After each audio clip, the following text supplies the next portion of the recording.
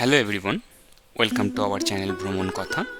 আজকের ট্রিপে আমরা কভার করতে চলেছি কেরালার একটি শিবা টেম্পল, যা বেশিরভাগই সবাই স্কিপ করে যায়। হ্যাঁ, বলে রাখি, এটা আরিমালা টেম্পল নয়। এর আগে আমরা আরিমালার শিবা টেম্পল ভিজিট করেছিলাম। যদি ভিডিওটি না দেখে থাকো তাহলে আমাদের চ্যানেলে ভিজিট করে দেখে নিতে পারো। আমি ভিডিওটির লিঙ্ক ডেসক্রিপশানেও দিয়ে দেবো। চলো তাহলে ভিডিওটি শুরু করা যাক।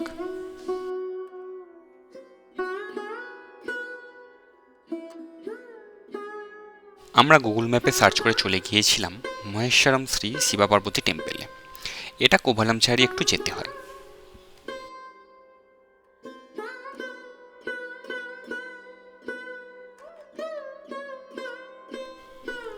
এন্ট্রি গেট দিয়ে ঢুকতেই এখানে যেন একটা ডিভাইন প্রেজেন্স ফিল করলাম।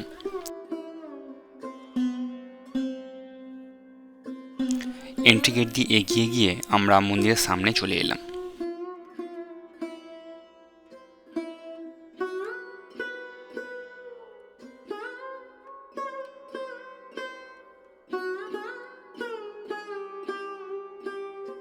গেটের সামনে নন্দীর সামনে দিয়ে মন্দিরে প্রবেশ করতেই দেখলাম একটা বিরাট গাছ প্রদীপ।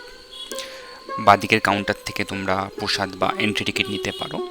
এই টিকিট শিবলিঙ্গমের ভেতরে প্রবেশ করার জন্য। অন্যান্য মন্দিরে ঢুকতে কোনো এন্ট্রি ফি লাগে না। পুরো মন্দিরটি পেপার ল্যান্টেন দিয়ে সাজানো ছিল, দেখতে সত্যিই খুব অপূর্ব লাগছিল।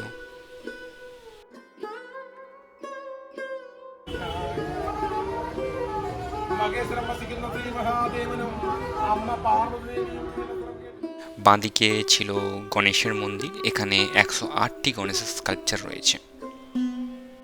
এখান থেকে আমরা শিবলিঙ্গটা পুরো কাছ থেকে দেখতে পাচ্ছিলাম। নিজেদের স্মৃতির উদ্দেশ্যে কিছু ছবিও তুলে নিলাম।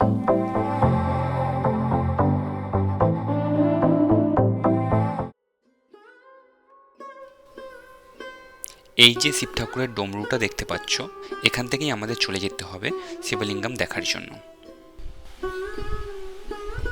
যা one of the tallest shivalingam in India, যার উচ্চতা 111.2 ফুট। এর আগে সবথেকে টলেস্ট ছিল কোটি লিঙ্গেশ্বরা টেম্পল, যা কর্ণাটকে অবস্থিত। ভেতরে একটি ছোট দোকানও আছে, চা কফি বা টিফিন করতে চাইলে এখান থেকে করতে পারো। এই যে এখান থেকেই লাইনে দাঁড়িয়ে চলে যেতে হয় শিবলিঙ্গমের ভেতরে। এখানেই ওই এন্ট্রি টিকিটটা লাগে, যা 150 টাকা নিয়েছিল এন্ট্রির জন্য। এই ছিল আমাদের আজকের ভিডিওটি ভালো লাগলে আমাদের ভিডিওটি লাইক করে দিও এবং পরিবার ও বন্ধুদের মধ্যে শেয়ার করে দিও। আর আরও এমন ভিডিওর আপডেট পেতে চ্যানেলটি সাবস্ক্রাইব করে দিও। Thank you.